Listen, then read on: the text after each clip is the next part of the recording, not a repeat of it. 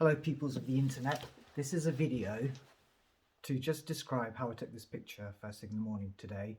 I've had some questions from some friends and especially a person that I'm trying to teach photography to, and he had so many questions I thought it'd be easier for me to just do a quick video.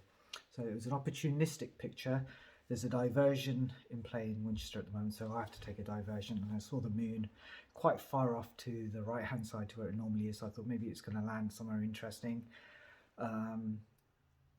If you have an app called the TPE, the Photographer's Ephemeris, you can actually pinpoint where the moon is going to be at what time, wherever. So that's a great one to track the moon rather than doing the chancy thing which I did, which was just a happenstance that I happened to be coming down to work early in the morning. And what I normally do is go to work and then go out for a little photo walk quickly before I start work. But I just stopped the car. I thought, you know, it's hovering around the high street. This is Winchester High Street. It goes up a slope. There's a nice kind of you know, you can see that there, just by there it is there. So you can see the high street wending its way up there. And this is a Facebook upload, so it's not as detailed as the real picture, but you can see it's actually quite detailed. Everything is sharp back to front, and the moon is properly exposed as well. The moon is always a little bit yellowy at this time of the morning, so that's not a fake colour. Actually, it's slightly yellowy, so I actually had to tone down the yellow. In fact, you can see that because all the artificial lighting is not so yellow, and I did that in Lightroom. But how do we do it? So actually, because it's quite detailed and it's actually flattened perspective. Let me just tell my wife not to turn the kettle on. Ruby, can you turn the kettle off, please? Please. Thank you. So I've already taken pictures like this before, and I've had one with the clouds in the background with the moon behind it, and it looks quite gothic-y. So I've done these pictures before, and it was done with a 7200 with a 7D. Is zoomed in, flattened perspective, which is what a long lens will do. It'll flatten everything and it looks really good. You have to be careful about the focusing though, because the longer the lens, the smaller the depth of field. And I really wanted it to be sharp. I wanted a sharp statue and I wanted a sharp moon. So how do I do that? Well, the first thing you do is with the Olympus electronic viewfinder, with a long lens, I used the 150 f2 big tuner, I think it's called.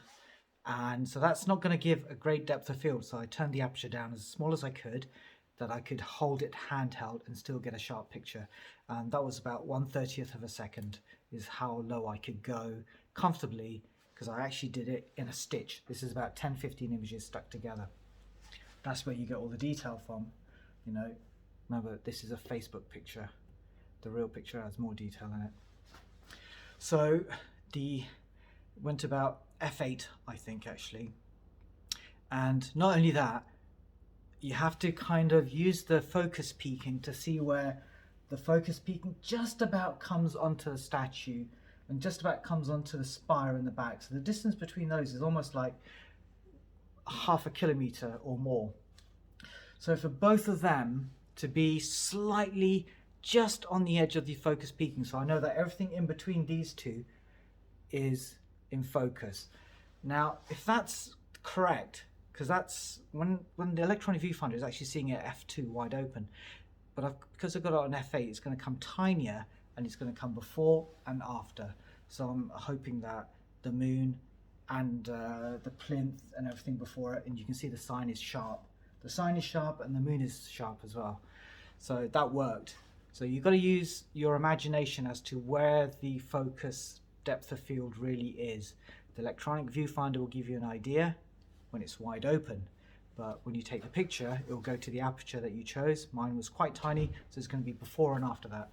And so that's one thing to bear in mind, and the other thing to bear in mind is where you're actually positioning the depth of field. You don't want it too close, it misses out the far bit. You don't want it too far, you miss out the near bit. You want it kind of in between, so that you've got a generous amount in between, and then the small aperture gives you more and before. And that's why I got it really sharp that way. Now the exposure is also a problem because the moon is really bright and it was a nighttime kind of you know, morning sunrise picture. Now I waited around, and I was quite lucky to wait because I started to get the reflections off the sunrise in these kind of glassy bits there, and that was quite nice. But another reason to wait was the fact that the Olympus isn't like the greatest for dynamic range, so the darkness and the lightness, it does struggle. So I did actually take one picture with the moon quite underexposed, so I've actually got one picture of the moon that's actually well exposed, and I could always transpose it afterwards if I had to, but I didn't have to, because waiting for the sun to rise a little bit made that kind of contrast come down a bit. So everything lightened up a bit, the moon lightened up a bit, and the high street lightened up a bit, so the exposures came closer together, and that was enough that in a raw file there was enough to actually get enough detail in the shadows. So the original raw files, the high street and everything is quite dark, and I've been able to recover the details quite easily. Enough. You don't want to over recover them, because actually, you know, it was a dark scene, so I don't want to make them over bright. I could make it over bright so the detail is there, but that'd be very HDR-y and it won't look so great. And I wanted it to be in keeping with what I actually looked at in the morning. And so that is it. And the other thing is the stitching. So I took about 10-15 images for this one, and I merged them together in Lightroom. And the reason for that is, first of all, you get great detail, and also I want a big sensor look. I really want something that I could almost print on a 24 to 36, say, piece of paper. And they're the kind of images I like, and I love to see the detail. You know, I love to be able to see what's going on beyond what the eye can see. You know, I could almost work out whose van that is. You know, I could almost recognize people in the high street with the stalls and everything, which would be really nice and pleasant to do in the future. And recognize the shops, see the for sale signs. You know, it's all indicative of the time that I took the picture, and more the detail the merrier. Other than that, what else can I say? So when I'm doing the stitching, whoops, hey, come back. So when I'm doing the stitching, I do it on manual exposure and manual focus, so that I can quickly take them down. I don't want to be faffing around waiting for the auto exposure to work, sorry, the auto focusing to work or anything like that. I just really want to have it already focused and quickly just take as many as I can, because I have to concentrate on holding it still over 15-20 shots, and the electronic viewfinder gives me that feedback where I can tell whether it's in focus or not. And you know, out of those, maybe one was out of focus and I had to redo it, but that's pretty good actually, I think. So that's where the Olympus is really excellent, you know. So it has its limitations, but it has its really it helps you if you want to do something like that sometimes. Okay, now I've got a phone call from work, so that's the end of that one. Okay, nice talking to you guys.